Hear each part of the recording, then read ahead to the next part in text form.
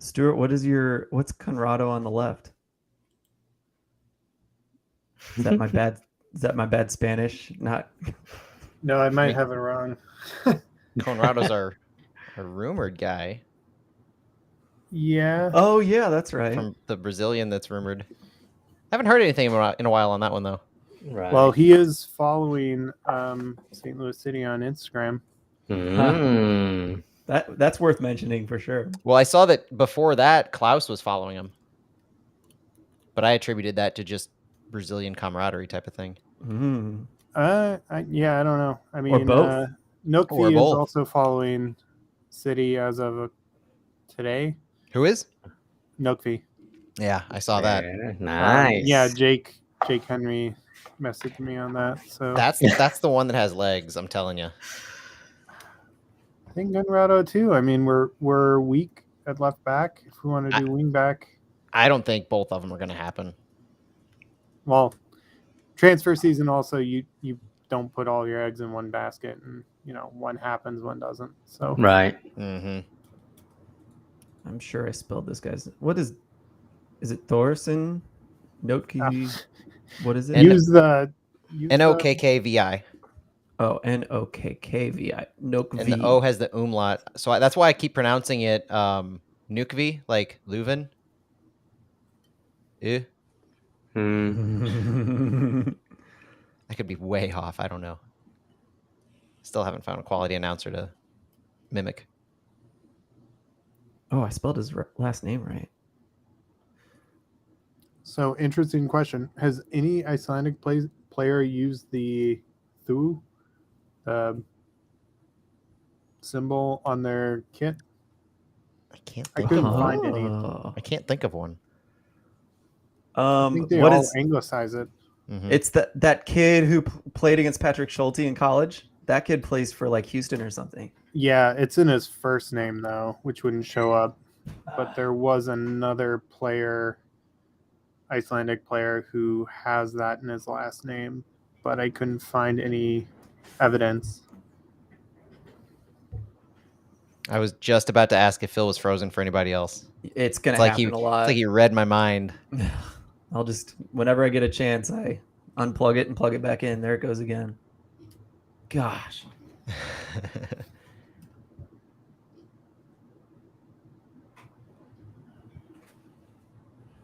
I think it's going to be especially bad today. No. I'm going to try to... We're streaming this too. This is so boring. Yeah. Well, I'll do that on before the wind down. I'll try to restart OBS. I think that's the problem. You guys ready though? Ready when you are. Yes, sir. Hit record.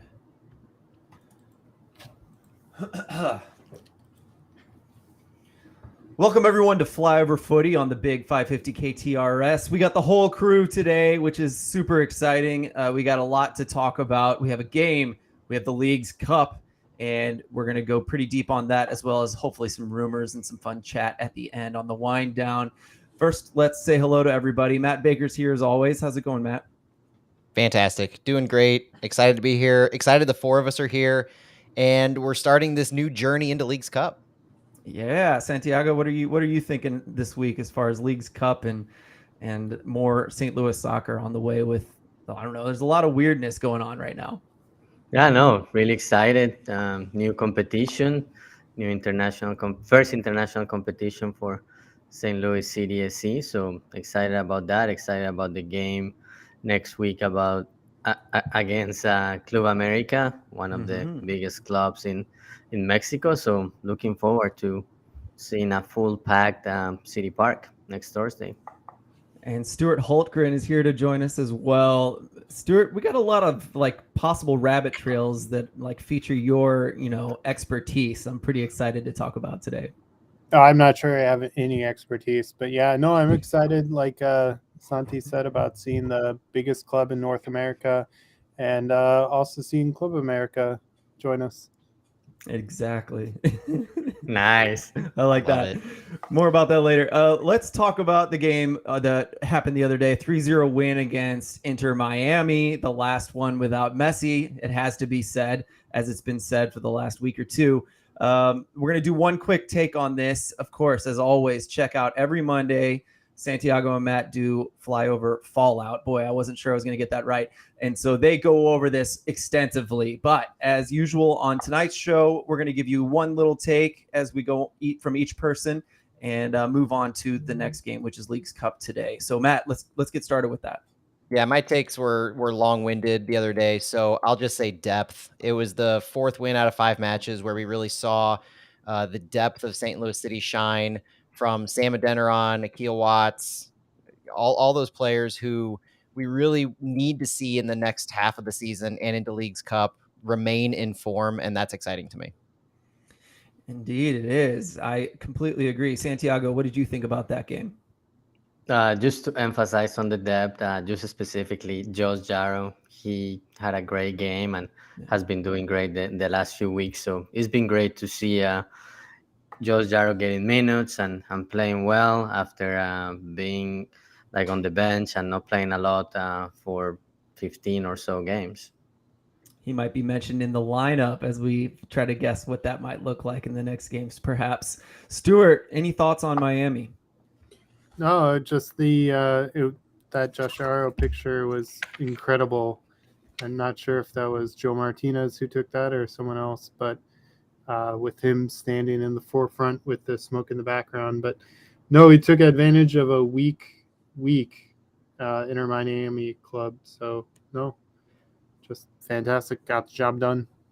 It A did. weak Miami club, but at the same time, a Miami club who has yet to lose to the Columbus Crew. That's true. That's interesting. We can check in on that some more this week or today's episode as well. But I just love that, this was a team that it needed to be a win. It needed to be 3 points. They're last in the East. They don't have any reinforcements yet. This is like the last easy chance to beat Miami. St. Louis was at home. They got the job done. And it was a bit of a defensive team. We knew that coming in.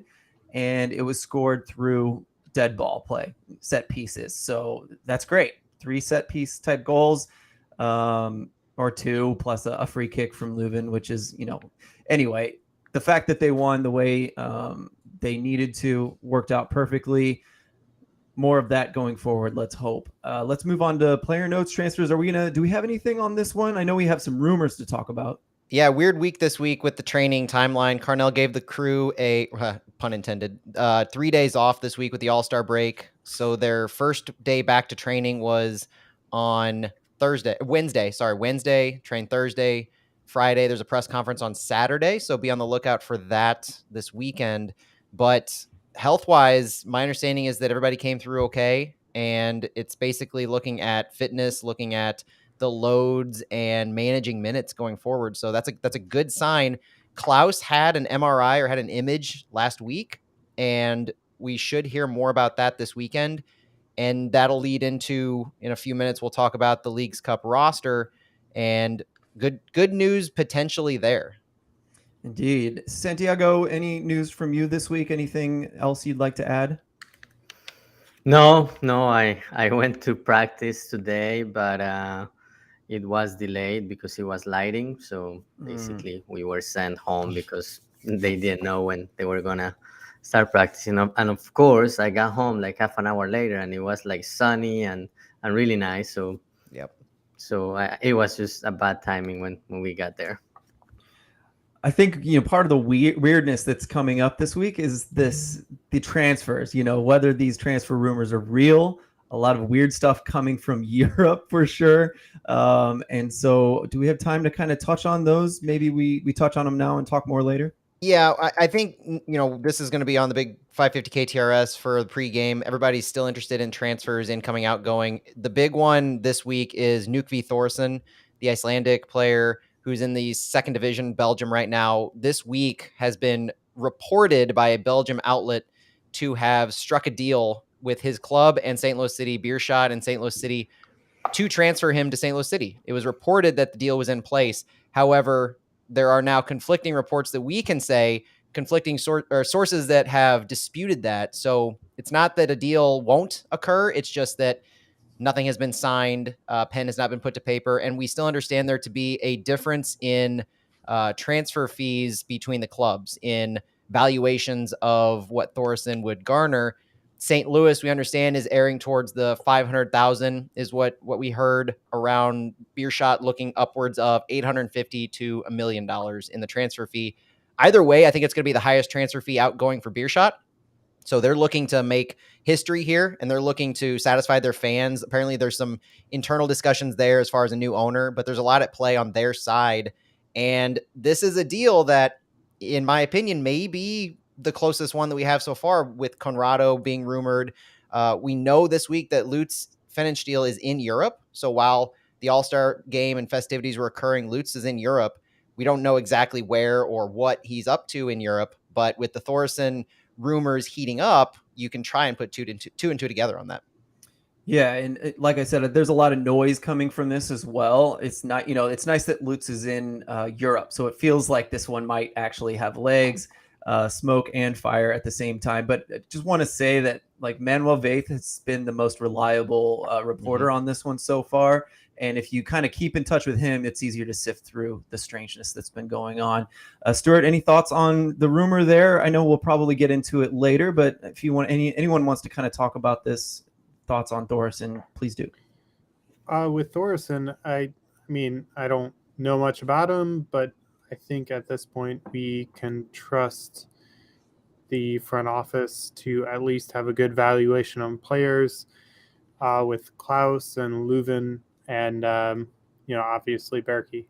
So transfer market, we'll get a lot of rumors.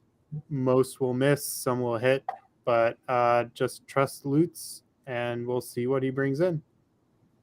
Santiago, what'd you think about like $1 million for a player like him? This guy's looking really good, but he's in the Belgian second division. And so, like, how does that translate to MLS? Is he worth $1 million? Is he closer to what we hear City is valuing him at 500,000? How does that compare to the other players we've brought in with seemed like really good deals compared to that? Yeah, no, I will say 1 million is too much, and it should be. If the deal is closed, it will be in that range. City wants, but I think 1 million is too much, even though he has a lot of potential. But the way I see it, he plays in the second division in Belgium, and yeah, a lot of times players like that have success in MLS, and I'm sure that's what Lutz and the people in St. Louis have seen in him. But I think 1 million is too much, especially because he will not be a young DP or a U22 player. So I think 500, 600 max is what City should pay for him. Yeah, and he's turning 24 in August, and talking with Tom Bogert earlier this month, he wouldn't qualify for the young DP just because he turns 24 in the league year. And the way that he kind of profiles is more as that left-sided attacker, not necessarily a second striker, not at all a number 9 replacement for a Klaus or a Sam Adeniran style player. Mm-hmm. This would be more of an inverted winger out on the left-hand side. So we'd be looking at a potential Jared Stroud conversation there, or if we were in a 3-man front out on the left up there, similar to Isak Jensen and what we've seen from him in certain areas. And the valuation in comparison with what City's had so far would be, regardless of 500,000 to 850, the discussion so far, he would be the third highest incoming transfer fee we've paid, after Klaus at a reported 3.5 million, Leuven at 1.1 million, and so far the next highest is Jabulu Blom at a reported 315,000. Yeah, and I would compare him a little bit. Like, he profiles and looks more like a winger, but not terribly unlike Joaquini. But his positioning in the clips that I've seen, really smart positioning all the time as an attacker. And I'd say his finishing would be pretty high up there as far as the finishing talent at City. And so I think the thought is, like, we don't want to have to rely on Joaquini if Klaus goes down again necessarily as the only striker that can finish things off. So it'd be really cool to get him in. Is he perfect? Who knows? It'll be a fun one to debate.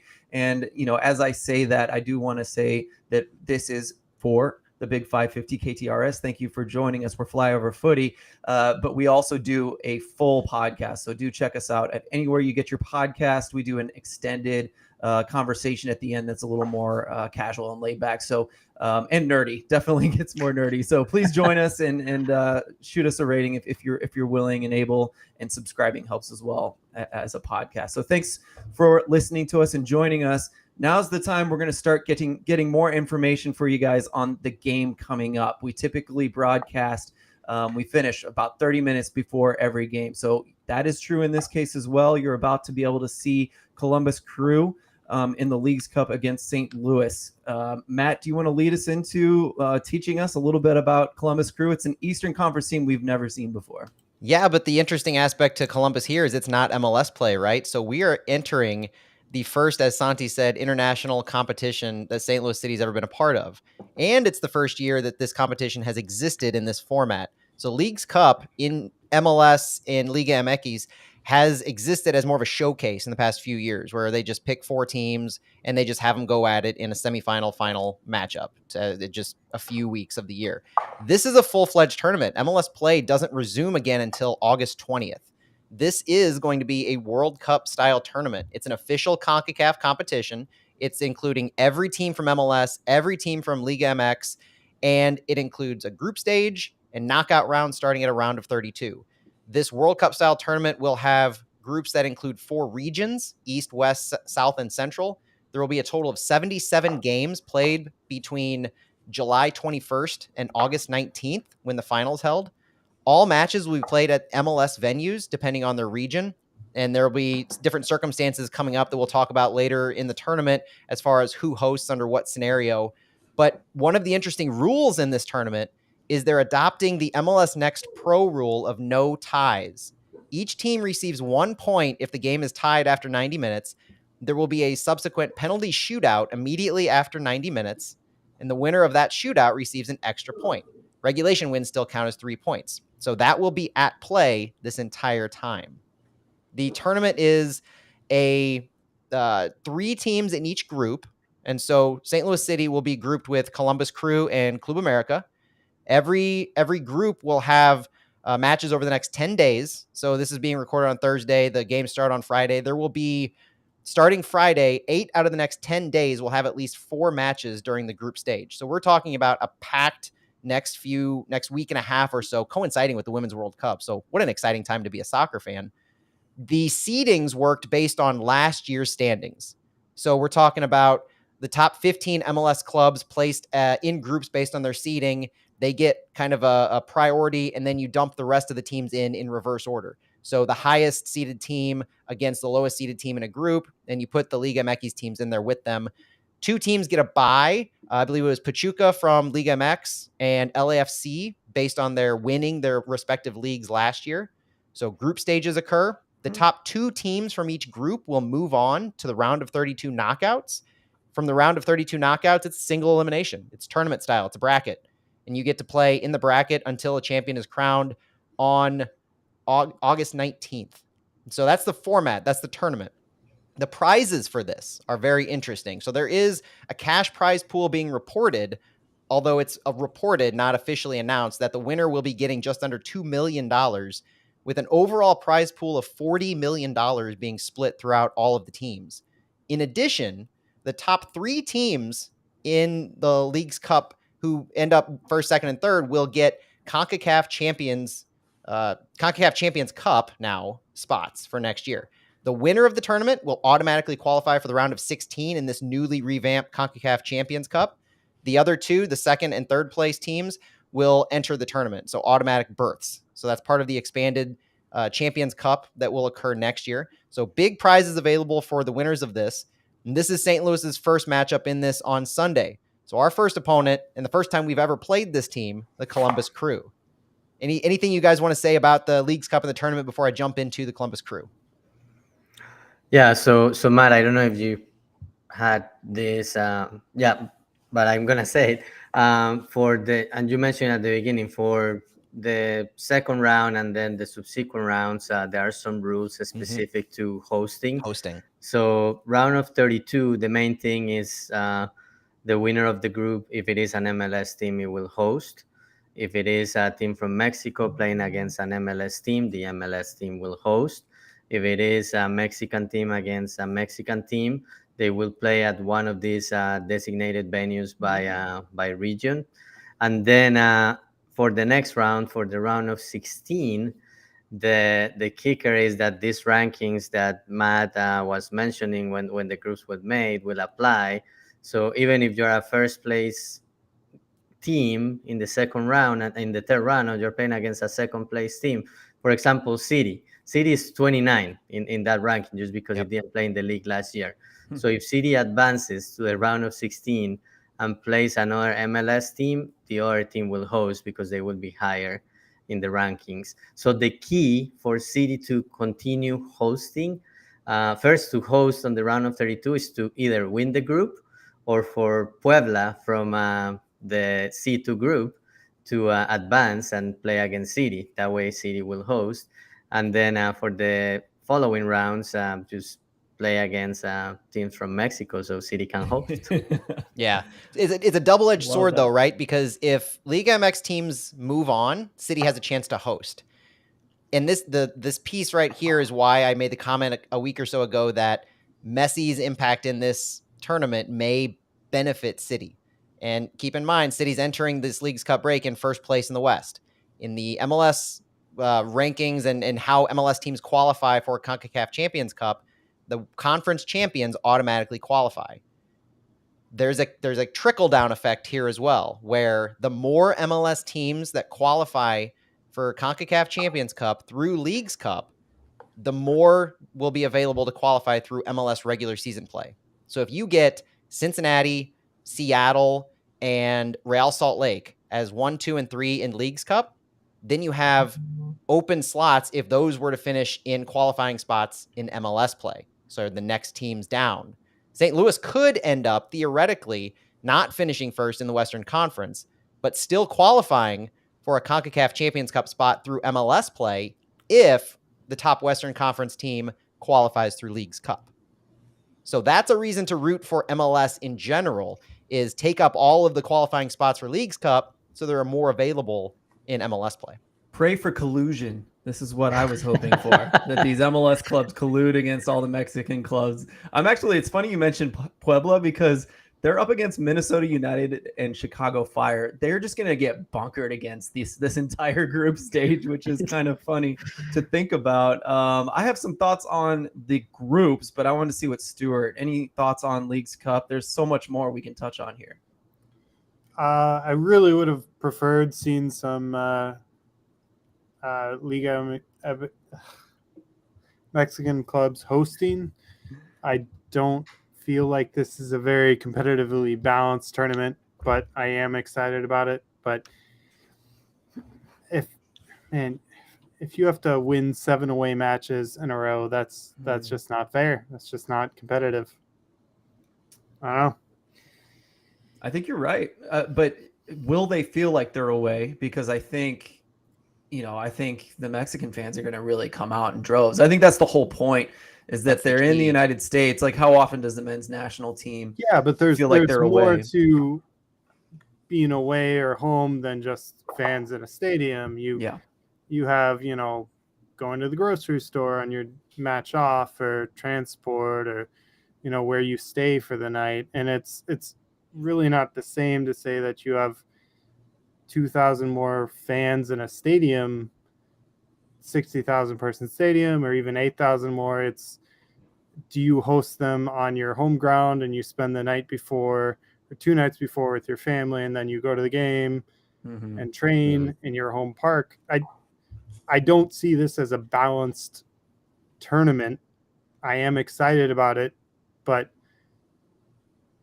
hopefully in the future there will be more clubs hosting in Canada and Mexico and the US.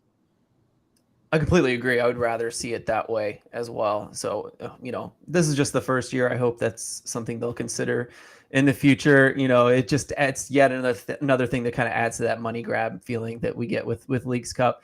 But I did want to make just a couple comments about the fact that, we talked about how St. Louis wasn't ranked in this, so they just got like the last place in the group, the last seed in the group.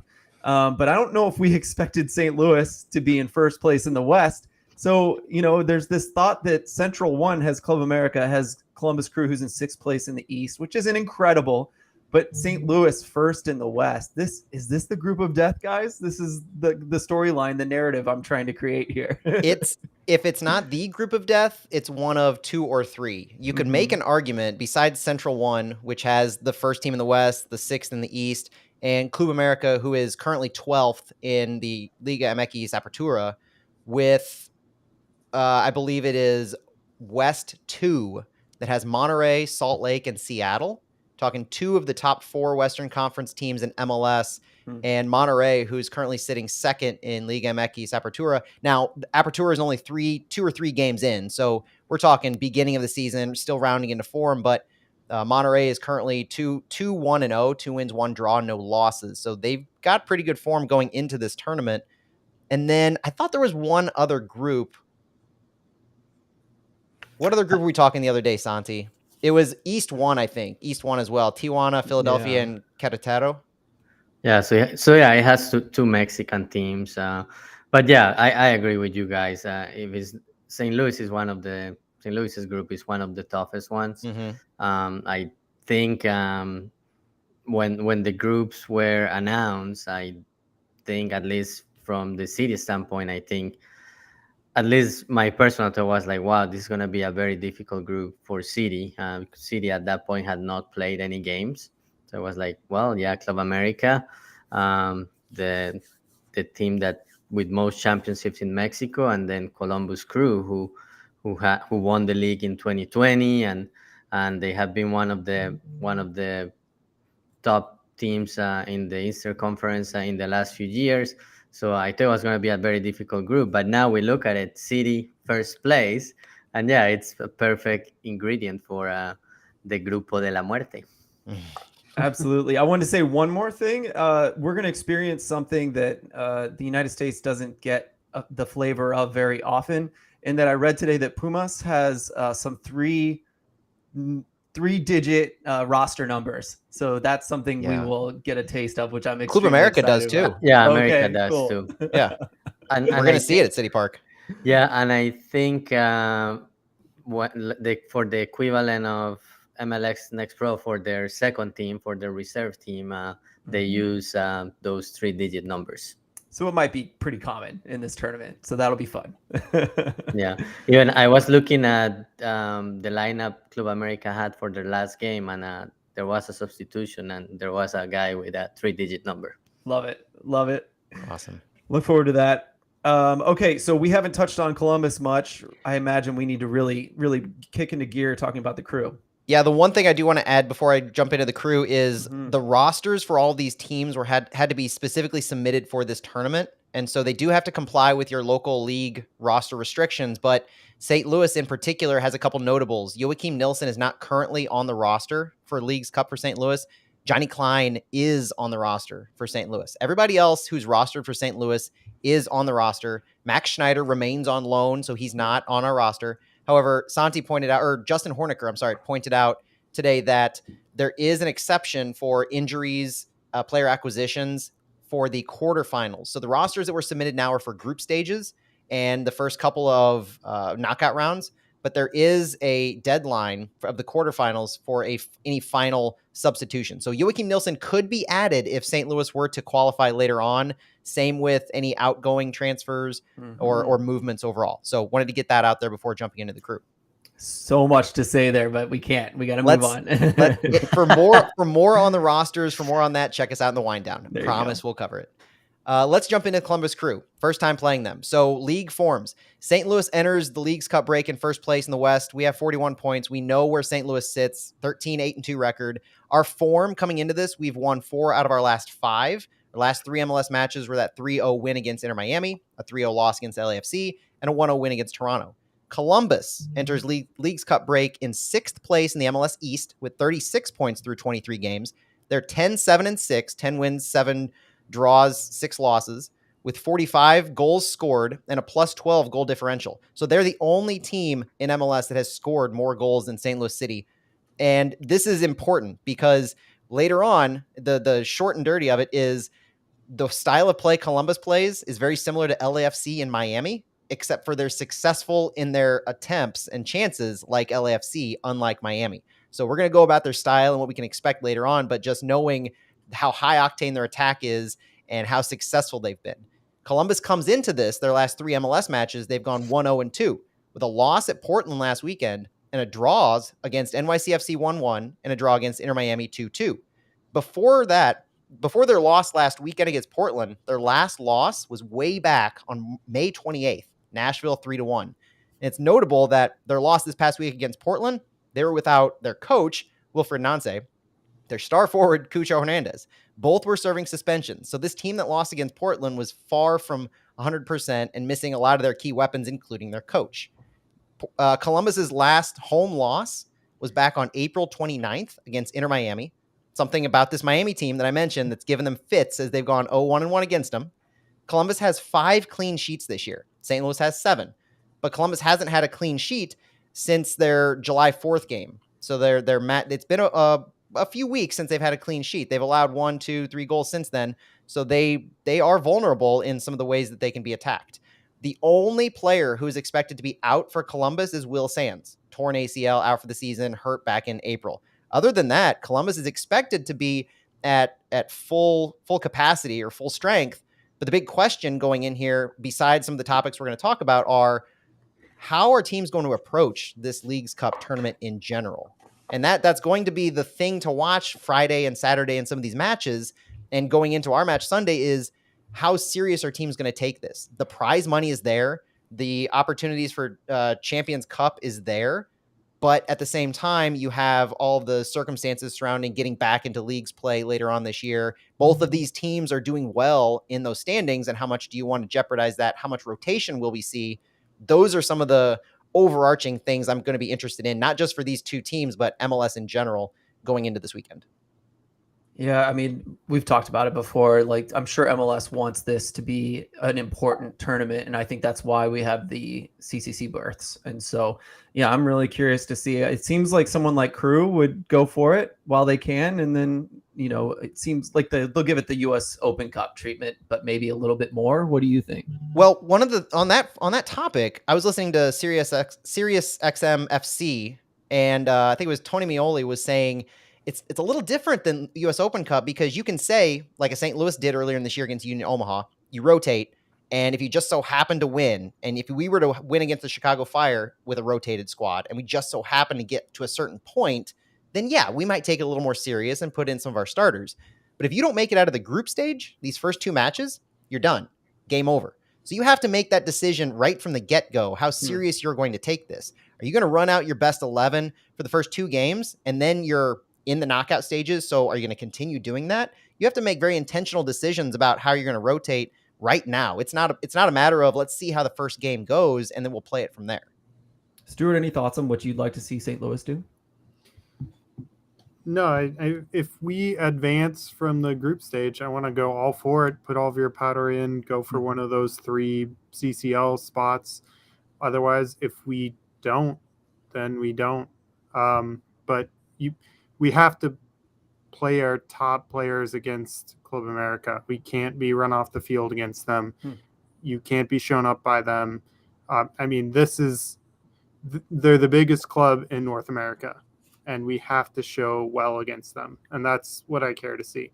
Columbus, they're fantastic. Crew are great. They're in a loaded Eastern Conference, but that's the match I care less about at this point. Santiago, a lot of people, including Taylor Twellman, I heard a clip from him today saying, take it easy in the Leagues Cup. You're first in the West. Get some reinforcements as far as transfers and focus on MLS Cup. What do you think about that? I disagree. Just because if you don't make it to a second round, you will have a long break. So you will lose all that momentum. You can also say, yeah, you can get healthy and continue training, but it's not the same. Having competitive games is the way to continue that momentum. So No, I disagree. I would, as I agree with Stuart, I would put my best lineup against Club America, maybe a little bit of rotation against Columbus, and it has been proven that when you have a little bit of rotation, we have talked about this. Like St. Louis has great depth, has been proven the last few games. So even if you call it a rotation, it's players that have a few games under their belts, and it's not like putting somebody who has never started or has only started a couple of times. But yeah, I will go for at least advance to the second round, and then from there, just assess, okay, any injuries, or do I need to continue rotating? It will just depends a lot on the match at that point, but I think the team will take it seriously and should take it seriously, knowing that that the league is not playing. I just don't know what the team will do if they don't make this to the second round, and then you have 3 to 4 weeks without games.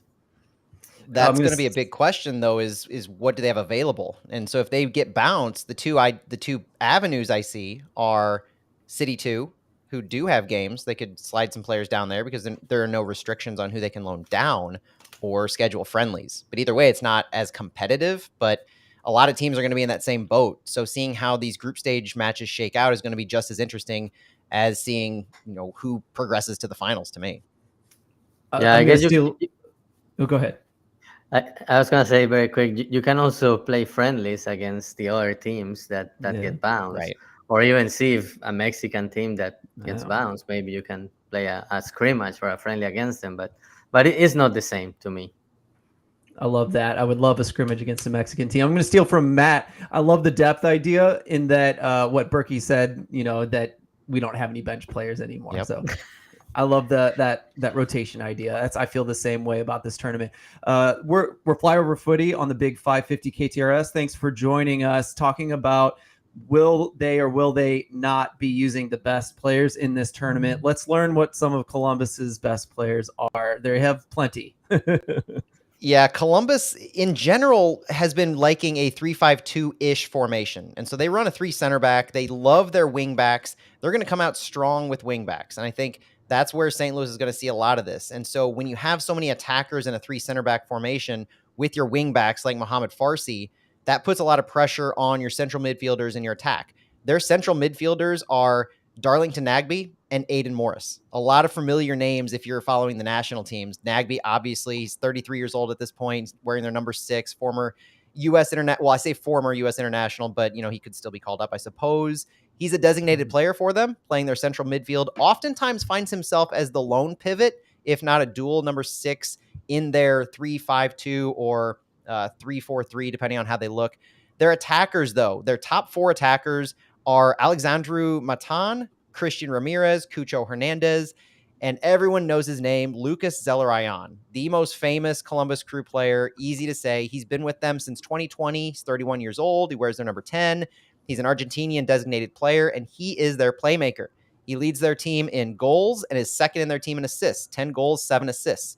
He leads their team with 49 key passes. He averages over half a goal per 90 minutes. He's second on their team in shots and in shots on target. He leads their team in crosses. He's second on the team in long ball passes next to Patrick Schulte. He's second in the league with 73 successful dribbles. This is the guy who their offense goes through. They have playmakers, they have goal scorers, they have finishers, but it all centers around Lucas Zelarayan.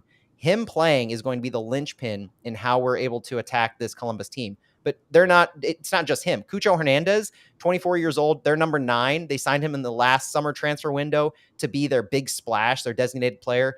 Santi, Colombian, gotta love him. He was brought in, he's now third on the team in goals with 5, leads their team in assists with 10. So the way he plays, kind of getting inside underneath, as well as facilitating the ball himself, he's third in the league in total shots with 83, first on the team in shots on target with 28. So 28 shots on target out of 83 shots. Christian Ramirez oftentimes plays as a second striker with them. You can think of this as the Sam Nico combination if you're making the connection to City. Christian Ramirez wears their number 17. He's from the United States, an MLS veteran. This is his first year with the Crew. He actually played with Tim Parker in Houston back in 2021 and is the second on their team in goals with 8. The way that they play, their styles are very different. Get into that in a second.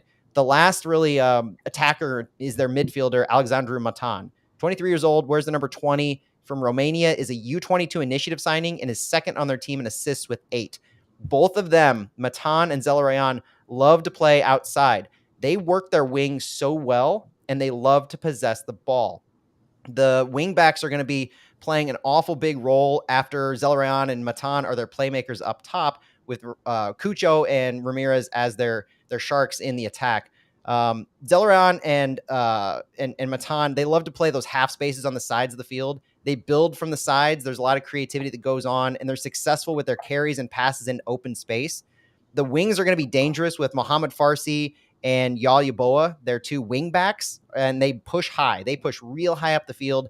If you think about how LAFC often worked, that's similar style. They're going to exploit the wings often. So at times, this allows Cucho Hernandez to drop underneath and open up some space to with those pressing wing backs, giving him space to reach the end lines. Christian Ramirez is that player who's more of a poacher. He's the aerial threat inside the box. I liken him to Sam Adeniran, where he can hold up play, and he's going to be the guy you target in there. There's a lot going on with those guys. The style of play that we're going to see from Columbus is pressing high, winning the ball, keeping a high back line, and possessing the ball until the end of time. The Columbus Crew lead the league with 56.9% possession, whereas St. Louis is last in the league with 43.5%. We're talking about pressing teams here. City is second in PPDA, the passes per defensive action, and Columbus Crew right there, tied 5th. They're right in between LAFC and Inter Miami. So they're this team that's going to press us, and we have to work around that. We have to respect their wing work, and we have to try to find a way to get over the top in them. The way that they move the ball is going to be very intentional. Lots of passing, lots of pressing, and lots of possessing.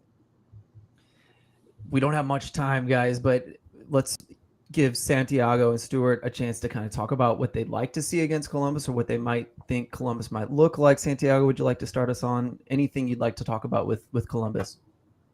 So since we don't have much time, are we going to do our lineup predictions? Yeah, well, we could skip straight to that if that's a good idea. We tend to go along on that as well.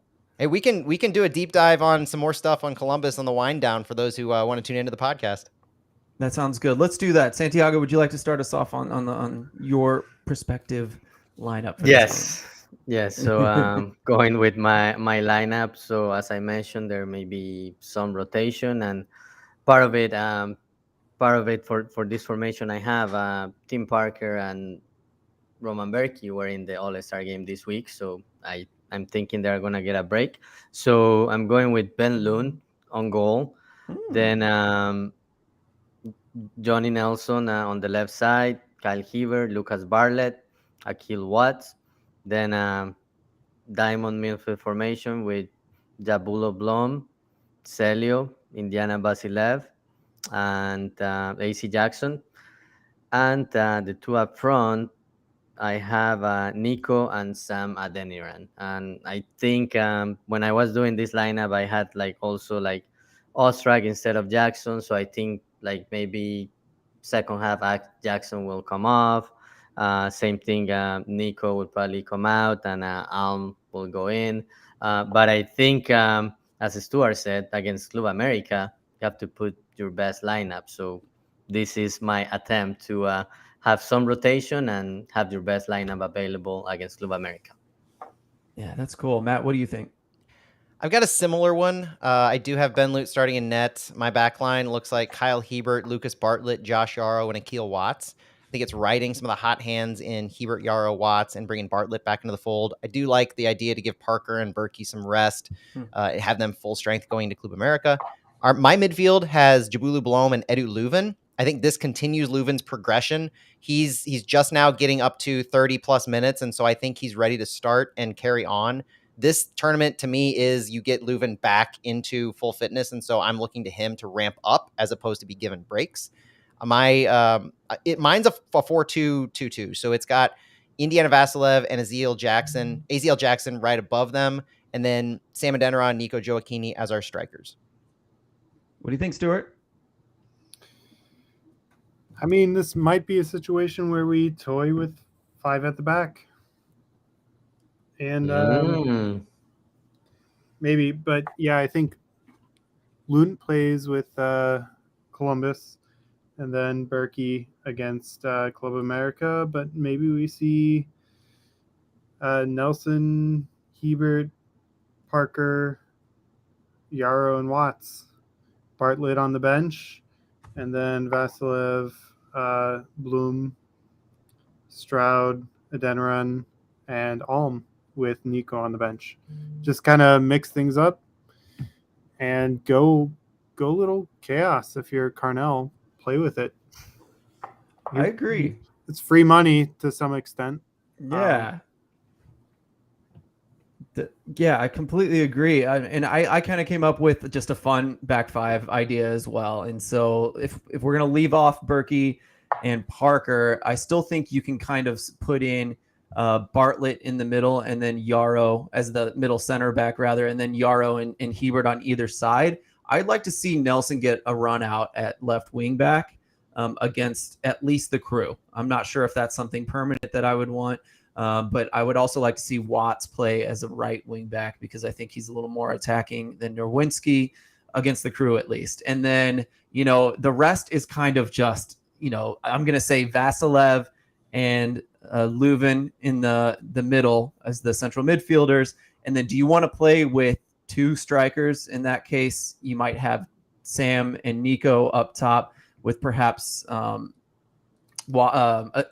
underneath. Or do you want to play with a 3-4-3 where we have Alm on the right, someone on the left, and then start against this team, against the Crew? I would start Sam because I do think aerial balls are going to be really useful in this one.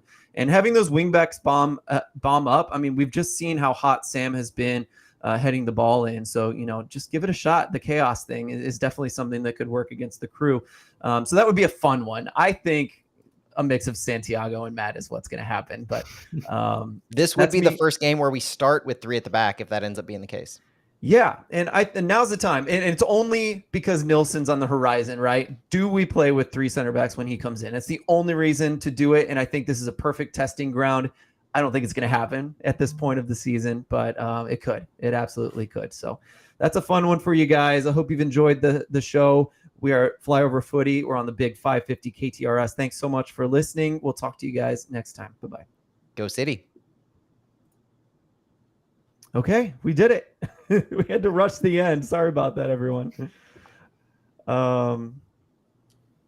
Beers? Hey, we just have more content for the wind down. I know. No, there's a lot. In fact, hold on. Before we go get our beers, let's write down everything we still want to talk about because we could talk Leagues Cup things, lineup and roster with Leagues Cup. Do we want to talk? Yeah, we'll have I'm going to highlight some things in our notes. Rumors. Yeah, please do. Anything else anyone wants to talk about? Cool. Great. I'm going to get a beer and we'll do the wind down. Be right back. Santi, I saw you thinking if my statement at the end was right when I said it's the first time we've started. If that ends up being the case, it will have been the first time we start with three center backs. The last time I remember thinking this was in the Sporting Kansas City game where Kyle Hebert was in there with like Bartlett and Parker. And I'm like, oh, that's three center backs. Boom. We're doing it to try to get back on the winning track. And he played left back. Yeah, I was actually thinking about the game against Seattle. I moved to a three center back in the second half. Okay, so we didn't start with. Yep. Okay, so that's been what a couple happened. times that we've had, three at the back. We've moved to it in the second half. Yeah, at least but 2 or 3 we've never games. started with it. Yeah, right. I feel like Rapids as well. Rapids and Chicago, I think, because Chicago was one where Jared Stroud played right wing back. No, and he was great there. So I'm looking at that Seattle lineup, and we have Hever, Parker, and Bartlett, and then Nelson and Nerwinski as wingbacks. Did we really start? Yeah. Am I going crazy that people are saying Thornton is Thorson is a supplement for Stroud? I mean, Thorson is on the left, and Stroud is typically strongest on the right. Stroud's been playing on the left most of the time. Yeah, he has been playing on the but he can play both sides. Yeah, he's played the right. Typically on the left, correct? I mean, Who's that? Going insane? Celio. Yeah, when he's in. Yeah. So Our but right Alm has on the been right. our Yeah. right has been Alm, and then Indy's played the last like handful of games. We've had a diamond with a 4-4-2, and so Alm has played that right attacker, and Indy has played underneath as the right midfielder. Yeah, I guess I always see Stroud strongest on the right, so I associate him with the right, and Celio is strongest on the left instead of the right. I mean, I'd kind of like to see left-footed left side players, but that's a little bit of a premium, I think, at this point. Yeah. All right, guys, I am out. I gotta go to sleep for work in the morning. All right. See you, Stu. Yeah. Have a good night. I love the new indie kit and Mac.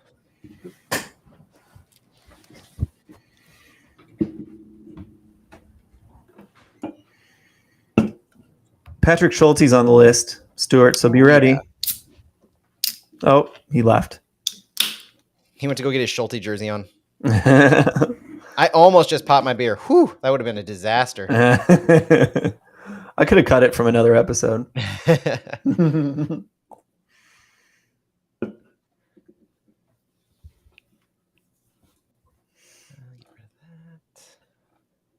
I opened up OBS and all that work I had done on the logo disappeared because someone deleted on my desktop the file.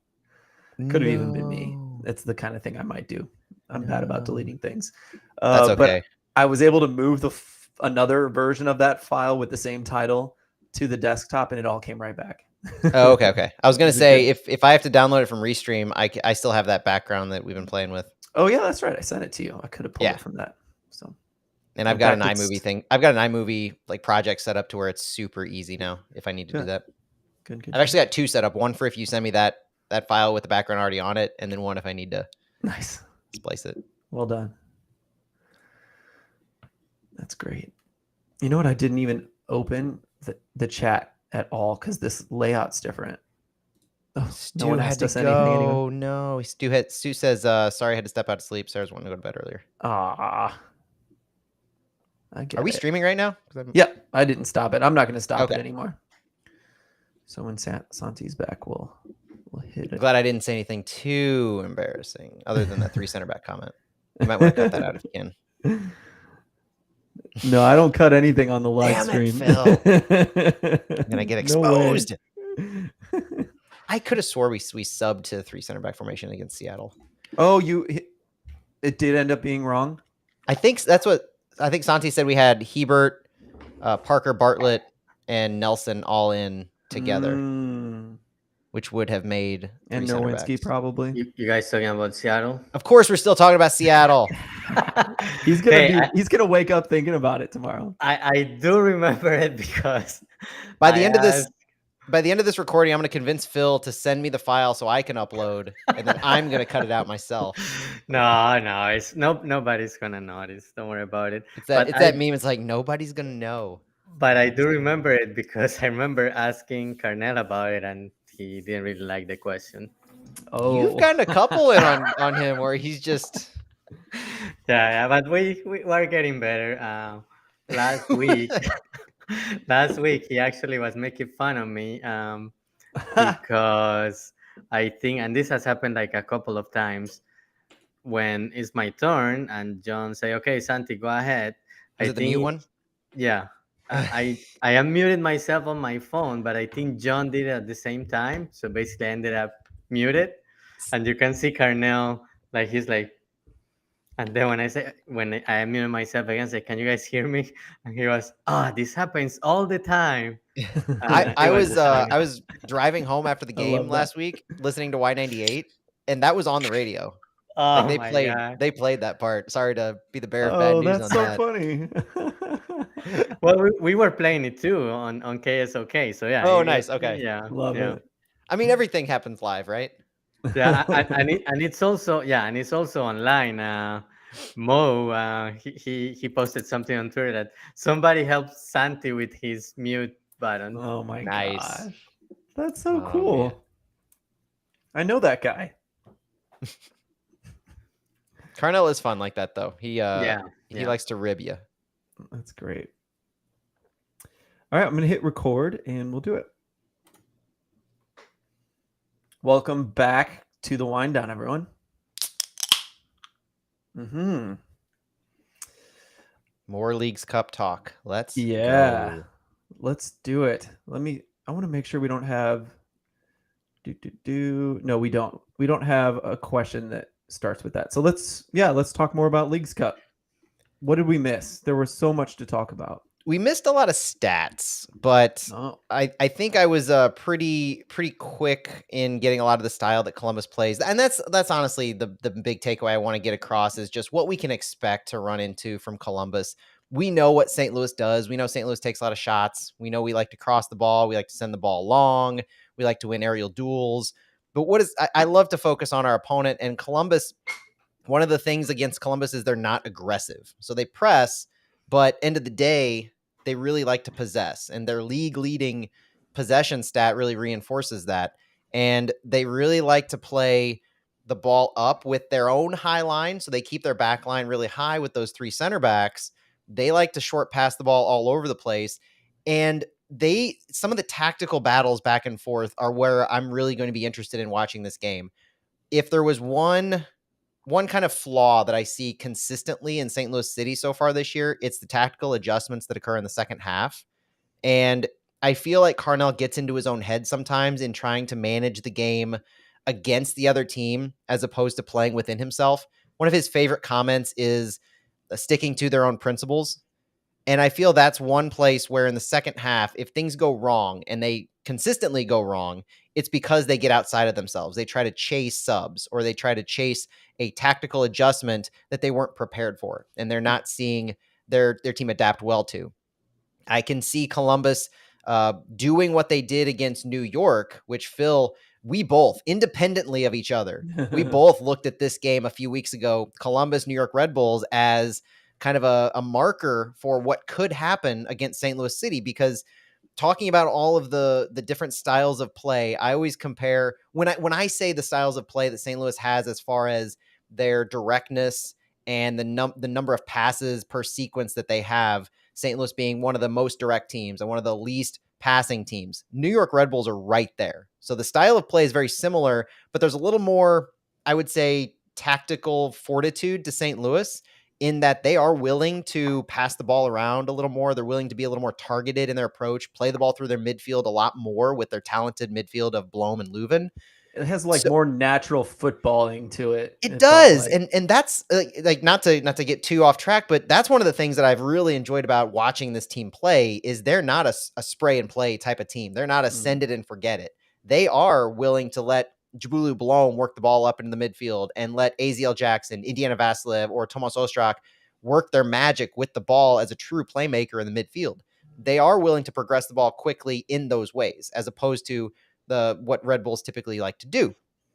With Columbus, though, Columbus is very weak in their aerial duels, and so that's an opportunity for Sam Adeniran especially. That's why I had him in my starting lineup, is we can send the ball. We can win those duels just like we did against Miami, who, if you remember, plays a similar style. A lot of their numbers match up with Miami, except for they finish a lot better than Miami.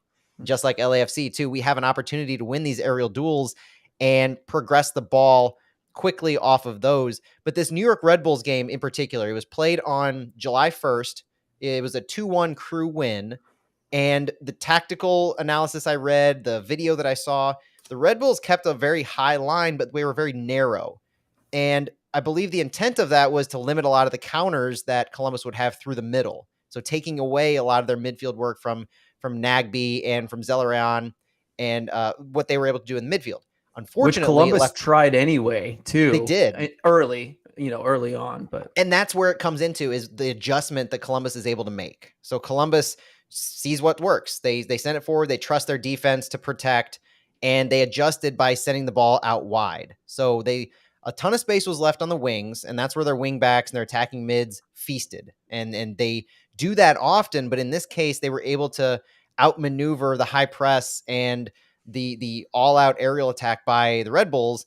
they scored on 2 crosses, creating tons of space on their wings. And that's earlier I was alluding to the danger of their wing backs and how Zelarayan and their attacking mids, including Matan, were able to kind of create space in and underneath the wings and just have a ton of space to work with. That's the danger that St. Louis can get caught up in, is allowing so much space on the wings. And it is one thing, the more you guys talked about a 3 center back with wing backs, it's appealing. It's definitely appealing. I have trouble seeing the names of some of the guys you threw out defending well against end line runs by guys like Mohamed Farsi, because we have shown a propensity to allow a Julian Gressel to beat us that way in the past. Mhm. And that's the thing that gives me worry, is space that they can create on the wings, getting crosses in and allowing some of their guys to receive those crosses and then make second and third passes into the box for guys like Cucho or Christian Ramirez. That's interesting. To kind of like somewhat echo some of the things you said there, is that I do think the Crew, like you did say that they are comfortable possessing the ball, and like they're extremely comfortable with their passing in the very back. Like some of the passes, they did this with Crew 2. I loved watching Patrick Schulte with Crew 2 last year because they were very bold in the back. But they still do it. They will hand Patrick the ball and he will spray it out. I mean, he uses both feet comfortably. At times, he looks a little bit like a young Berkey to some extent. I'm not trying to go overboard here. No, but keep going, because I'm beautiful. super glad you said that.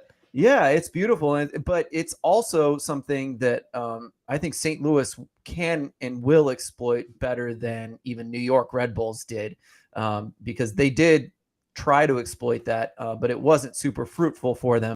But, to also add on, well, did you want to say anything about that? Because there's other stuff you said that I wanted to add on to. I mean, about Schulte, do you want to stick with Schulte? Yeah. So sticking with Patrick Schulte, who we all know Patrick Schulte. We love Patrick Schulte. He is the starting goalkeeper for the Columbus Crew, St. Louis University grad from St. Charles. He's a Generation Adidas player from the 2022 Super Draft. Schulte is their starting goalkeeper, bar none, end of story, which is one of, if anything, that makes me think our perspective of starting Ben Lunt, maybe we don't see Schulte, but if we do, Schulte's the kind of guy who was kind of back and forth last year with Next Pro, but this year he clearly unseated Eloy Room after Room just recently left the Crew. Schulte started all but 2 games this year, played all in except for those 2 games at the beginning of the year, the second and third games, he's played all 90 in every other MLS game. He's been their starter the whole year, enough to where they've felt comfortable seeing him as their long-term solution at goal. They've left Room and the Crew agreed to a mutual contract termination on July 17th after Room played 96 matches. So he's been with the Crew for a while. Yeah. Schulte in particular, though, aside from having an overall good season, leading the Crew to a 6th place finish at the break, you said he's a good distributor. You said he's calm on the ball. He does act like that extra possession player. So he can be a 4th defender, so to speak, when you're progressing the ball around if you're using 3 center backs. Another reason why their wing backs are so successful in moving up the field, because there's so much confidence in playing the ball back to Schulte and what he can do. But the Massive Report, the former SB Nation site for the Crew, their tactical analysis of Schulte said that while he does do those things well, comes up big in big moments, the quality in the air for him needs to improve. So in defense, when balls are coming into the box with him and he needs to make a decision on, does he come out? Does he stay in? Does he go for the grab? Does he punch it out? He's not great on making those decisions yet. He can be a little weary, a little, not confident in what his actions are. And the other piece that he's deficient in a little bit from their perspective is 1v1s. So when he has a 1v1 in that same situation, right, where the Berkey game against Austin is the one that comes to mind, because that's really the only time Berkey's had this issue. He makes a decision on, do I come out and do I attack the attacker, or do I drop back on my line? Do I stay back and do I go for a save? That's the decision. And Schulte has been problematic with those decision makings coming off his line in the past. So that is an opportunity for City, if we're able to create space, really create some of those back pass turnover type things. So those PPDA numbers, right? If we can force a high turnover and get a shot on goal, or what Sam did well the other week in creating the turnover, but not finishing with it. Yeah. I want to see more of that because he's shown he's capable of forcing a turnover high, just like Nico or AZ are. If we can convert that or at least create a dangerous shot off that, I think that's one of our biggest opportunities in addition to those set pieces and aerial duel type wins. Yeah, any team that is happy to possess the ball, again, I think City players enjoy that, and there are going to be chances from it. Can they finish it? And I think to their, in addition to aerial balls kind of being able to be useful against the Crew, I think they do the back three kind of get scrambled, and that's why I think it will be nice to have Nico and Sam with the aerial ball, all those things mixed together. And even if Azil's in there in the mix, Stroud, like anyone can add to the chaos up high, especially in transition. Crew looked pretty like frantic at times in transition, defending out the counterattack. And so that's something that St. Louis will be happy to make them do. I think the last thing I wanted to say about the Crew is that, they also do, while they possess the ball, they've never seen a transition moment that they didn't love, and they are very good at the transition.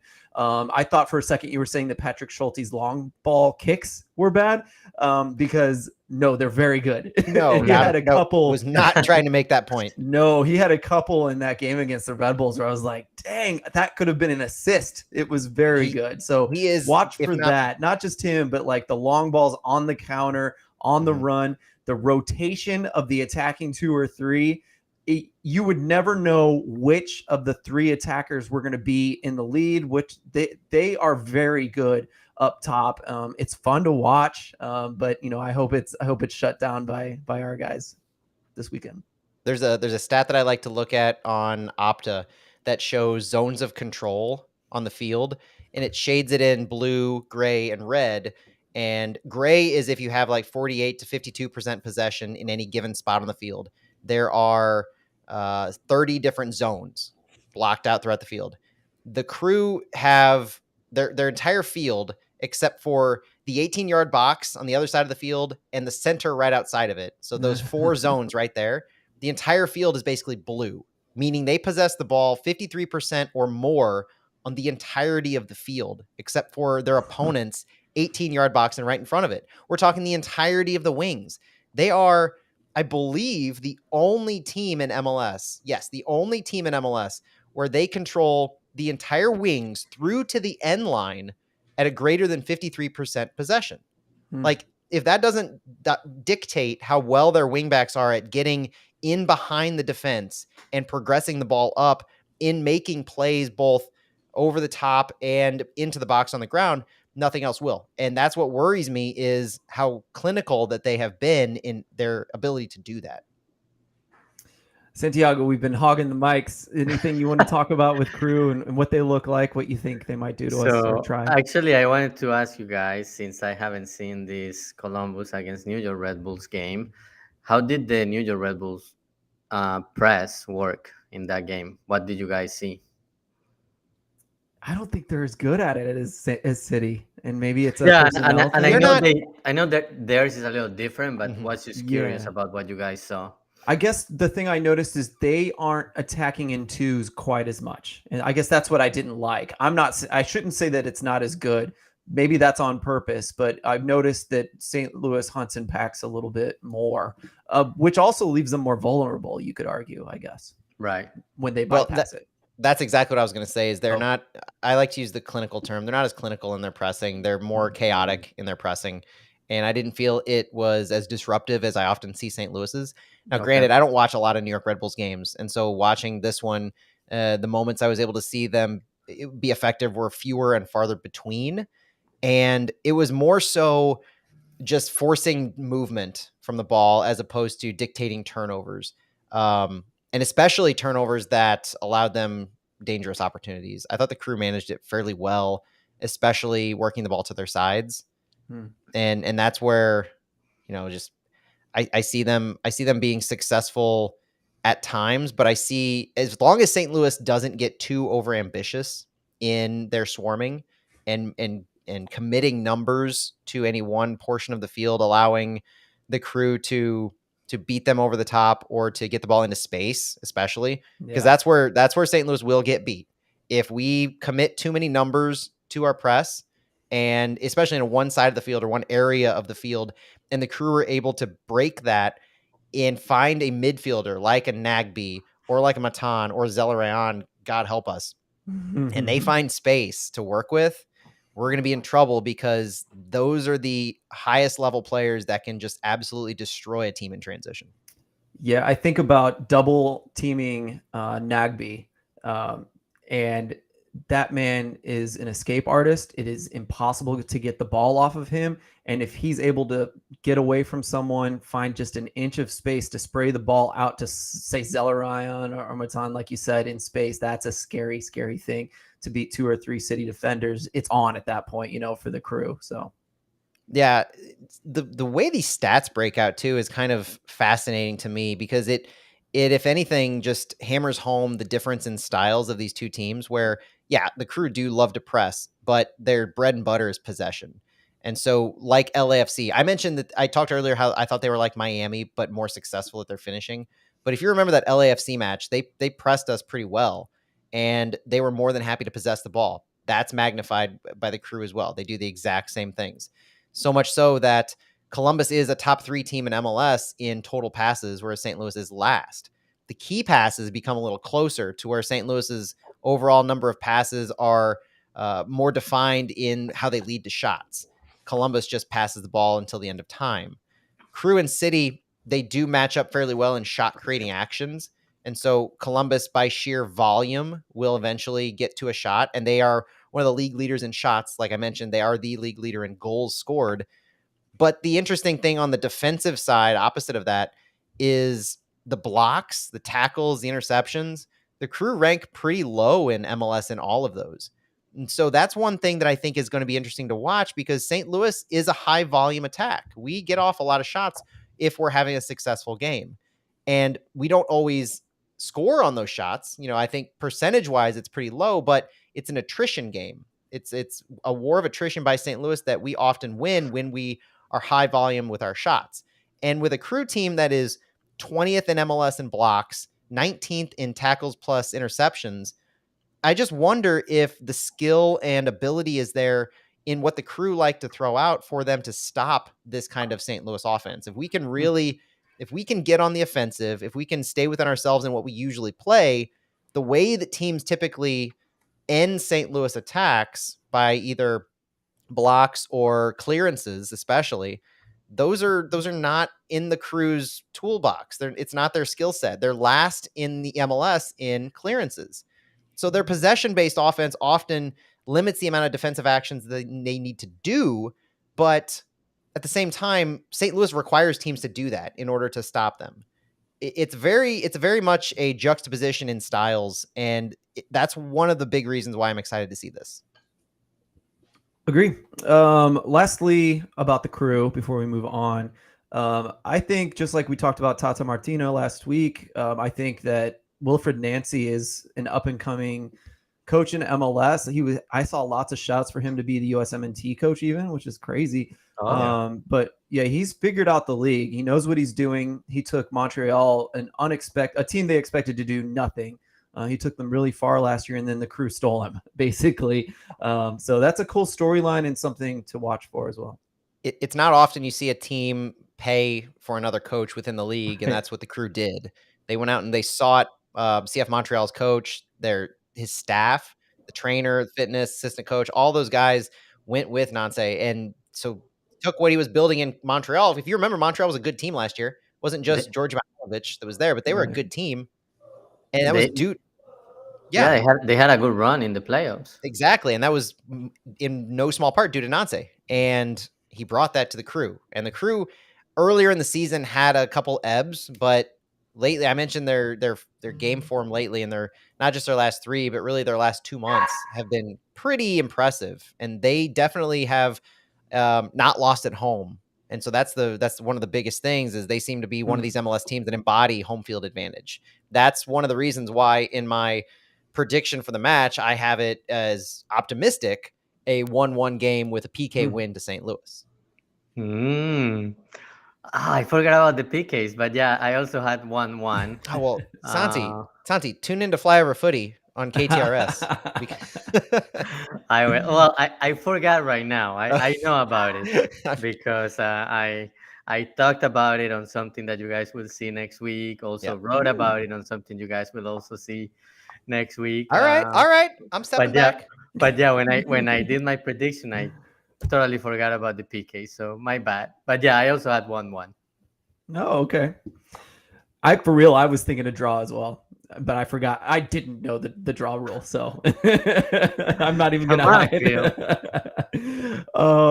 Here's a really cool one, Santiago. This one's to you. I love this question. Mud Puppy Ultras asked, can you guys provide a quick recap of the interview that Santiago did with Diego Giuliani the other night? Seems like it was a good talk. He said his Spanish is a bit rusty, but he's interested to hear the take on the direction of the club now that he's had time to get acclimated. I'm gonna sit back Yeah. and enjoy this one. I'm Mhm. glad. I'm glad I saw that question in advance. So I went back and listened to the interview because yeah, I remember some things, but I was like, oh great, I have to listen to it again just to make sure I'm providing a good recap. But no, it was great to have him in the booth. It was his first interview as president of St. Louis City SC, and obviously he's from Argentina and speaks Spanish. So it was perfect. It was short. It was a halftime, so he was with us like for 6 minutes, and then he went to the English booth to do the same interview with them. But no, he my first impression, very down to earth guy, very approachable, and it wasn't his first game at City Park. It was his first game in official capacity, but he had been to City Park before. But yeah, he talked about the stadium environment, that it was great, and then we asked him about why he decided to take the job with St. Louis City SC after being with City Football Group. And basically, he said that just the project and the vision the ownership group has were big for him, and that he wanted to help building this project. We asked him about his previous role. He basically he was in charge of teams in Latin America and in Europe. So in Latin America, teams in Bolivia and Uruguay. Also a team in Japan. In Europe, it was teams in Spain, Italy, France, and Belgium. But basically, he will work with these clubs on defining the strategies and objectives for these teams. And basically he said that's what I'll be doing at City. I will be helping define sporting, financial, and business goals. We also asked him about, so basically he had experience with Latin American soccer, with some of these teams, also with European soccer. So we asked him like about the differences between the two continents and different leagues, and how he could apply that to the MLS. And something that really caught my attention, and that's something we were planning to ask, but he brought it up. He said, "Well, yeah, MLS has a lot of different rules, and it is important to understand those rules and make sure we work within those rules."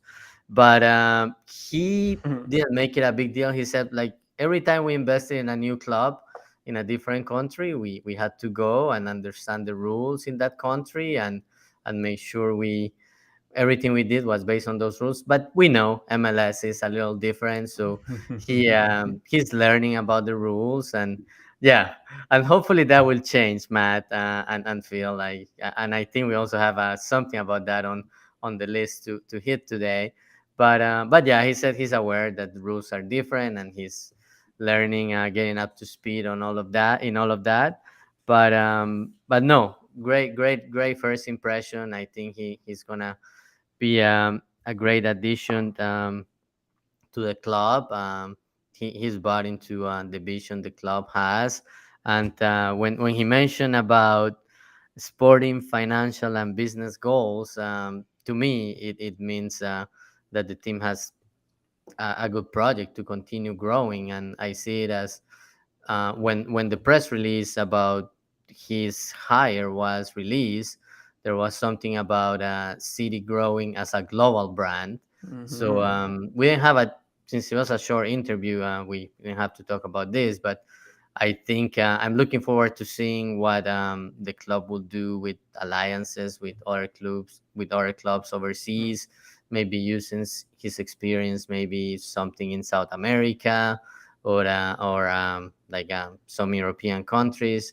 But I think he will be a great addition to the club, and just the fact that he came from an organization like City Football Group to come to St. Louis. Another fun fact: he mentioned that he arrived to St. Louis on 4th of July, and he arrived like on an evening flight. And when he arrived to St. Louis, all he could see from the plane was fireworks going on. All throughout the city. Yeah, all throughout the city. He Love it. mentioned that. Yeah, that's But a no, St. Louis thing. it was great talking to him and meeting him and getting a little bit of insight on what he is planning to do with City and all the experience he has. But I think he will be a great addition. You know, a couple of things that you said that piqued my interest were the idea that he was enamored or came with what the ownership was able to sell on their vision and how the project, because we hear that regularly from guys who come to the club, not just the players that are kind of brought in or convinced to come here internationally. We heard it from I remember interviews with Berkey, with Klaus, with Joachim Nilsson, like all those guys. They were sold on the project, the idea, like the ownership's vision, and to see that be so permeating, and so like you're able to, like you said, the Man City experience, like that's the top team in the world right now, and so to get a guy from that organization to buy into the vision that you have in St. Louis, Missouri, that's something. Yeah. And we believe in our ownership group and what they want for the city. And at times there are, especially this year with the transfer window open, there are times where fans want their owners to spend more. But I think knowing the stewardship that this ownership group has for not just the club, but the city and the fans, and wanting it to be both highly successful on the field as well as off, that all, it's reinforced by a signing like this. And to hear Giuliani talk about all of those things that's always reassuring. And then the other thing that really caught my interest is the expanding the global brand, right? As one of his core competencies or core concepts.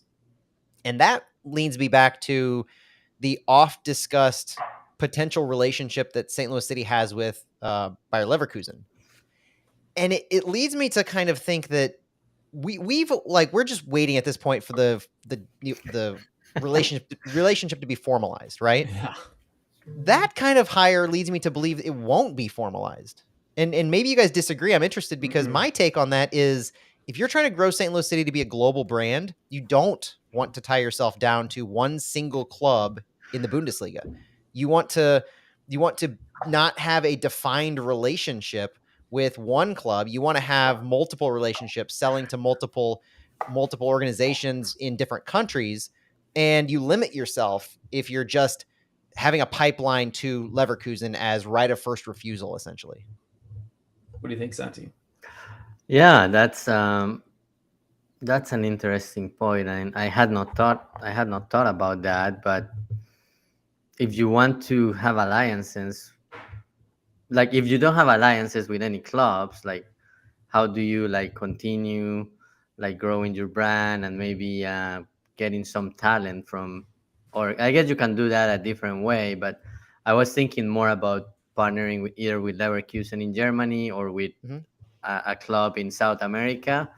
But so partnering potentially, but I'm saying, like, I'm thinking of like the FC Dallas Bayern Munich relationship, where it was like essentially a pipeline to an extent, where Munich was, they wanted somebody, then there was a deal that was basically you go to that team first, as opposed to what we know of the Leverkusen arrangement is sharing knowledge and potentially having a deal for a certain player, but you're not saying we are partnering with them to develop our players and to have to where it's a pipeline relationship. So there are deals that I think that would benefit St. Louis to have in multiple countries. So whether you're picking a team in a different country, so maybe England, Germany, Argentina, Chile, wherever, I'm wanting to leave it a little more open-ended. And so the more you talked about that, the more I'm like, okay, maybe this guy is doing all that. If there's another complaint that I've heard from the fan base, it's that we have a lack of influx from South American talent, right? Yeah. You've obviously heard that. I know you have. And this is a potential way to expand that reach, but also expand the awareness. Because without a direct pipeline or without a direct player on your team that draws eyes, because like Apple TV, yes, has eyes all across the globe. Now you can tune in for whoever. But if you don't have a player on your team, you're not going to get eyes from South America. They're going to watch Atlanta United 10 out of 10 times versus St. Louis City. And Miami.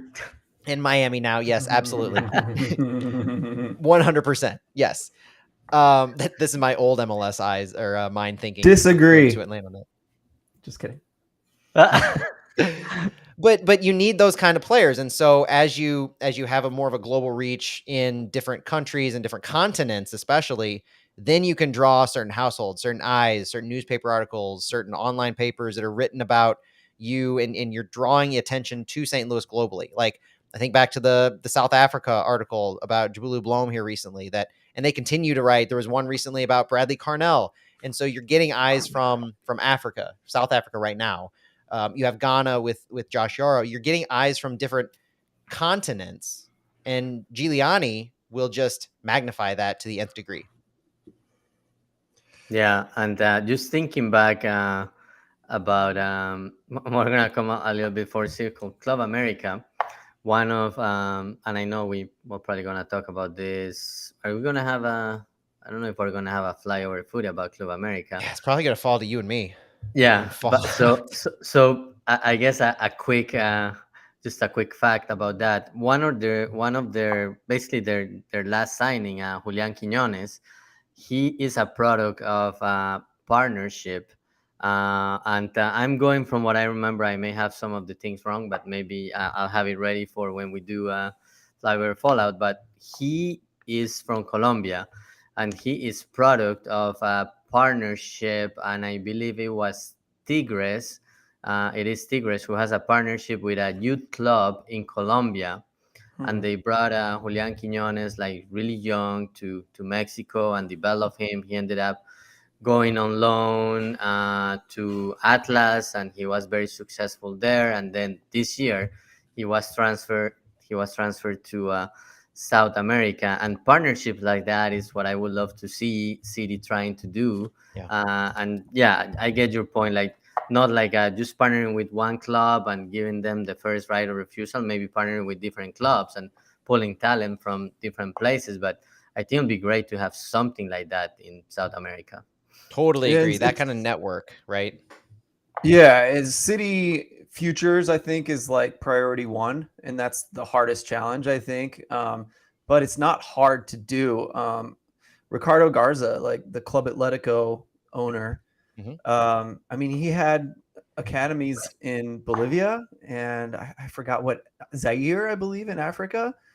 Like just strange places. But if you go to these places, it's not expensive and you have a chance to help people as well as further them in the soccer community and give them even a chance in the United States.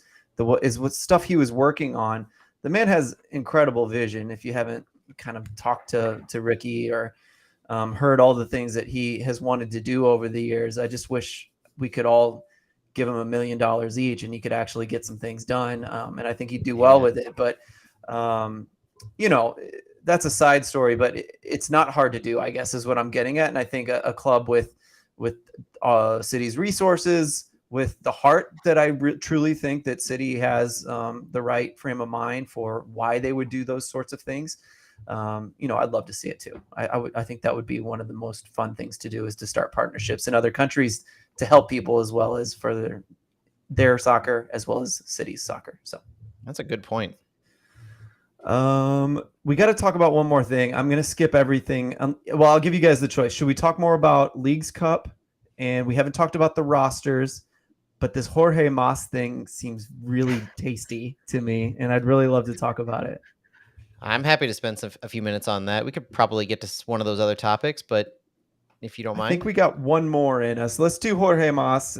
He had an article in The Athletic. It's always fun to talk about potential salary cap changes, discussing the rules, is Santiago was talking about with Giuliani. What do you guys think about that? Matt, maybe you can tell us more about the article before we... Yeah, basically, there are 2 times throughout the year where MLS Board of Governors meet. And the Board of Governors are representatives from every club. So we know MLS is a single entity. And so the Board of Governors are the owners who are bought into the league. And twice a year, usually around the All-Star game and usually around MLS Cup, all of the Board of Governors get together for a meeting. And these are where big decisions are made. The All-Star game in 2019, in fact, is where the group essentially approved St. Louis joining MLS. These are the kinds of decisions that are made in these meetings. And Jorge Mas was interviewed in the fallout from this Board of Governors meeting by The Athletic. And he had some interesting comments because this was post Messi. This is post Sergio Busquets. I believe it was even post Jordi Alba. And Jorge Mas was asked how the club would measure its success with Messi. He was asked about the roster rules and the salary cap restrictions. And he was asked about Luis Suarez. But obviously, other than Suarez and what they can maneuver with him, he was being kind of cheeky and tongue in cheek with him. He said that they've already succeeded as far as measuring its success with Messi in just signing him and knowing what all is to come. It's the salary and roster restrictions loosening is the concept that really caught everybody's attention, because in this meeting, you know what the restrictions are that everybody has to play with. The rumors that Miami has. They've already signed Messi. They've already signed Sergio Busquets. I believe I saw today they signed Jordi Alba, and they still have Leo Campana as a young DP on their roster. So massive questions on how they can fit all of them, in addition to their 3 rumored U22 signings, because they are those 3 rumors that Tom Bogert had the other day. Those were all supposed to be U22s. You can't have 3 U22 signings with 3 senior DPs. The roster rules do not allow for that. So as far as loosening the restrictions, that he's obviously in his best interest, in his own interest to do it. But he's also saying that there is interest and there's energy in the room, and all of us see the opportunity ahead of us, the opportunity to continue to grow the league. Hopefully, he says, this is a catalyst for the hyper growth that I and all of us aspire to. So he's pushing the envelope. He's basically taking the slow roll and the slow growth that MLS has played with the flashpoints of a Beckham to change things seismically. He's using this Messi moment as a flashpoint to seismically alter MLS roster restrictions and salary cap rules. And here's the really interesting thing to me is, unlike previous iterations of these Board of Governors meetings, Apple TV executives were in this meeting. First time I can ever recall that a network executive was allowed into that kind of a meeting where the league and the broadcasters discuss plans to continue improving and building both domestically and across the globe. Interesting. Wow. So this is another example of just how much the partnership between MLS and Apple exists. To have a Board of Governors meeting include Apple TV executives. I wonder if MLS likes that or not. It's interesting. They might like They're it. getting They a might be massive helpful. infusion of cash, though. That's true. The whole point of it is that this revenue deal, this streaming deal, media deal, they call it, is so much over the top compared to what they had been getting, and it still has the capacity for more. So they're getting it's a $2.5 billion deal over 10 years, $250 million per year. That's the baseline. That's the minimum they're getting from Apple. There are revenue sharing if you meet a certain subscriber base. And so the idea, and that's why Messi is getting a portion of this. Part of Messi's deal isn't just the $50 to $60 million guaranteed. Right. It's the revenue sharing from Adidas and Apple. And the revenue sharing is expected to be the on top numbers. So essentially they're banking on Messi putting them over the top of the subscriber base globally. And it will. Anything, right. Obviously he will. Totally agree. And I think the idea is that whatever number they have to get that revenue sharing started and kick in, From that point on, Messi now gets a cut of it, which makes sense if he's the driving factor. I don't think you'll find anybody to argue it.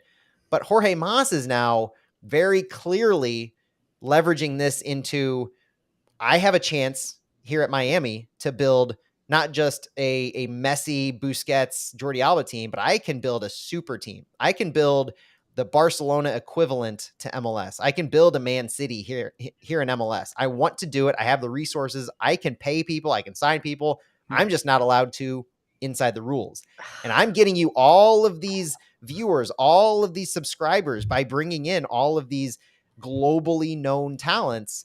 Let me do this. It loosen the rules, and I'll bring in all kinds of eyes. And he's doing this publicly, as publicly as he can. Like, this is I love it. definitely a push, right? It's not a request, it's a push. I like Yeah. it. Oh yeah.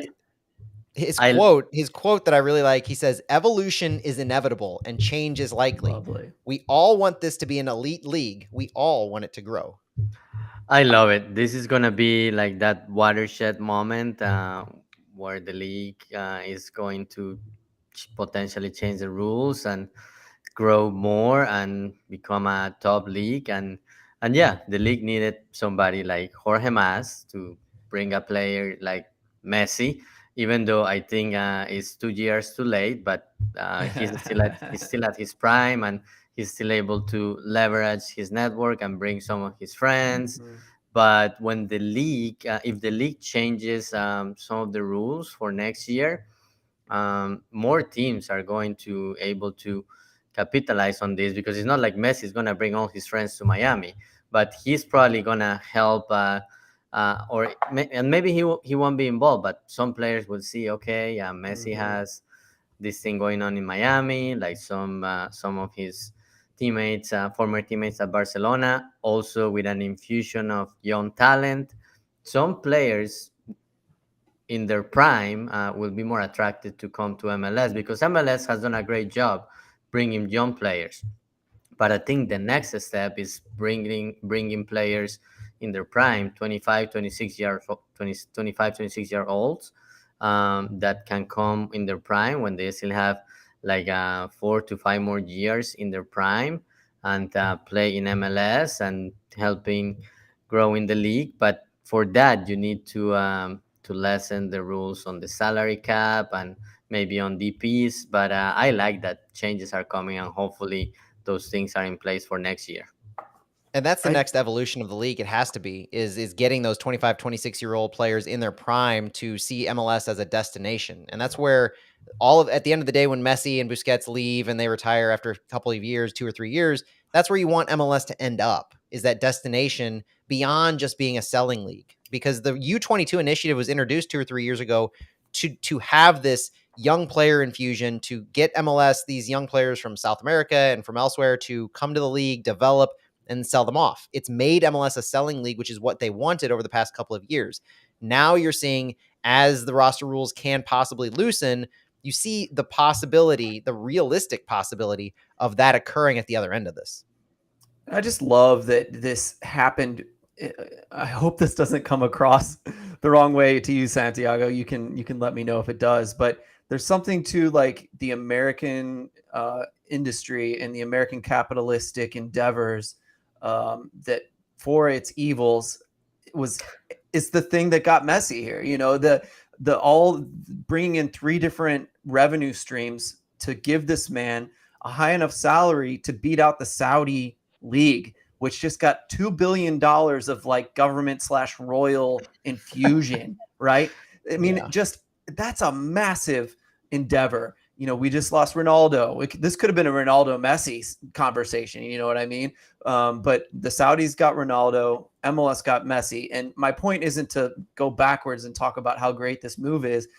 Looking forward, we can use that ingenuity for better. The capitalistic endeavor is there. Apple Plus is in. Adidas has been in for years. Who else can we bring in because of Messi? And how much can we do if we just loosen these rules? We have the capital now. It's not like, I guess my big question is this about owners and protecting their investment, or is this about furthering a league? If it's about furthering a league, then we need to relax these rules. It needs to be about owners who want to spend to make the league better. It's not about owners who want to sell their team for a profit in 10, 20 years or whatever. Kroenke, thank you.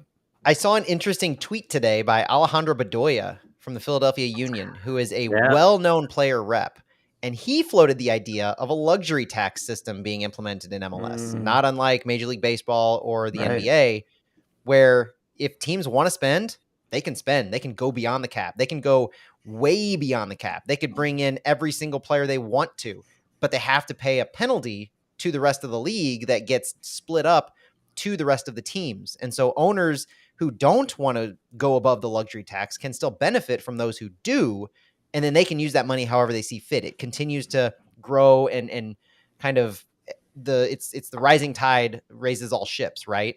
And so that's an interesting theory in a way that you can still sort of stay within the bounds of what you have now and marginally grow it, but you can also implement a simple system, like comparatively a simple system that would allow for a Jorge Mas to do whatever he wants, and then whatever penalty exists goes to the rest of the owners.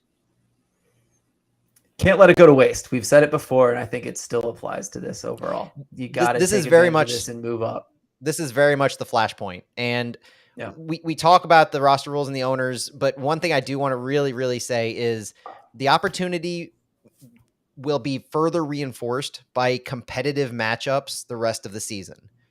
And by that, I mean, you have all of these eyes on MLS now. You have subscriber numbers that are booming.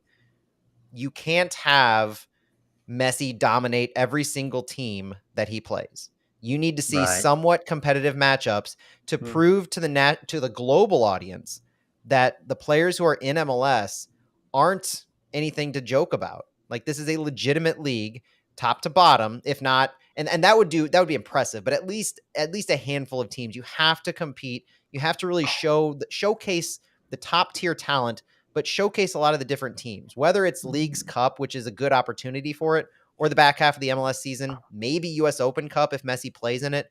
But there needs to be competition that occurs, because if you have Messi and Busquets steamroll the entire league in the rest of their matchups, make the playoffs, win the cup easily, then you're only going to do further harm to the reputation of MLS by saying you bring the best in, they're going to squash everybody else. You have an opportunity, not just from a roster rule salary cap, to raise the abilities of all the teams and push them in that regard, but you really do have an opportunity to raise the notoriety of MLS in a very, very good way by proving competition to not just Messi and Busquets, but to Diego Gomez, 20 years old, to Facundo Farias, 20 years old, to Toto Avalas, 19 years old, the U22s that Mas is bringing in to Miami, because all of these guys hungry, looking for their next opportunity.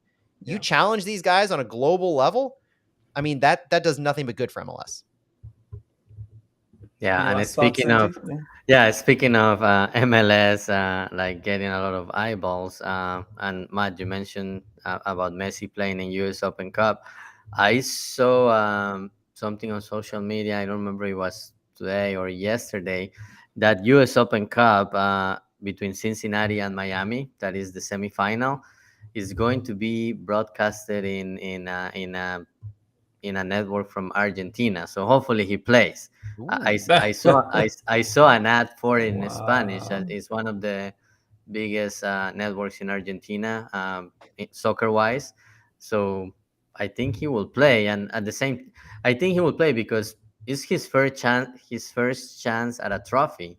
This is the semifinal, and then you have one more game. So I would think he will play. I would love it. Yeah, I'd love it for the Open Cup, to be honest. That's cool. All right, everyone, that's enough from us today. We've been on our soapbox, as we are wanting to do at least every couple of months, I think, not every week. Hope you enjoyed it. I did. That's it from us for today, though. Thanks for listening, everyone. Bye-bye.